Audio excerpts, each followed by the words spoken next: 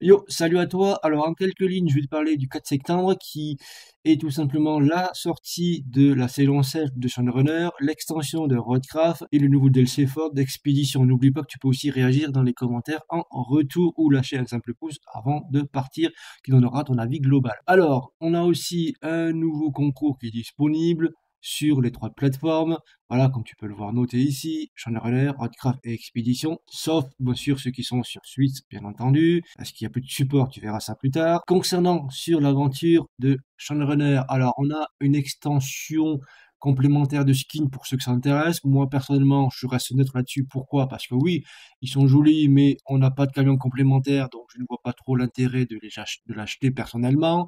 Après, tu en fais ce que tu veux de ce petite parenthèse. Moi, ce qui m'intéresse plus, c'est la saison 16 directement, où on va avoir trois nouveaux camions et trois nouvelles maps, à sachant que dans Shadowrunner, on peut vraiment personnaliser les camions, et ça, je trouve ça toujours vraiment très fun. Donc, voilà, concernant les trois camions, au niveau capacité, au niveau fonctionnalité, à noter que sur Swiss et Mac, c'est fini, il n'y a plus de support, voilà, c'est terminé pour vous. Bye bye, Sao.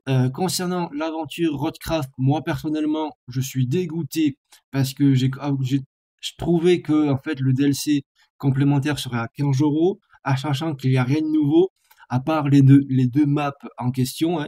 On a le Talca, c'est tout simplement une petite amélioration visuellement. On a celui-ci qui est tout simplement un scoot. On a déjà assez de scouts comme ça pour ma part. On a une petite évolution ici, le mule T1 qui sera tout simplement avec des gros pneus pour mieux passer partout. De toute façon, voilà.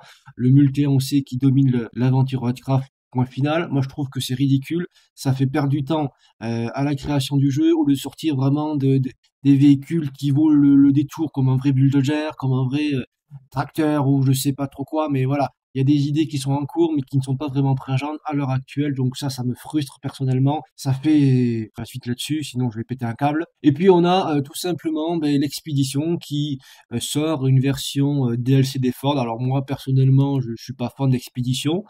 Et honnêtement, les Ford, il y a quelque chose qui me sagrine, c'est que tout simplement, quand tu regardes la version rouge et que tu regardes la version bleue, j'ai l'impression que c'est les mêmes, que c'est le même Sachi, que c'est le même, qu'il n'y a pas, à part peut-être de la face avant qui est un peu différente. Voilà, voilà, t'en fais ce que tu veux de cette idée-là, mais bon, dans tous les cas, à toi de jouer dans les commentaires. D'ici là, reste toujours curieux. Bye bye à toi.